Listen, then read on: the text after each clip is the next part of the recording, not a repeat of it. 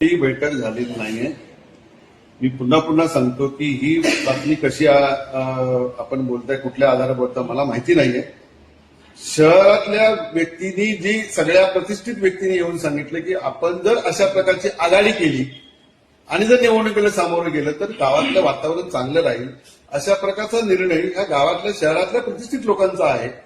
त्या निर्णयावर विचार करायचा नाही करायचा वरिष्ठांनी ठरवायचा. तो निर्णय आम्ही वरती पाठवलेला आहे.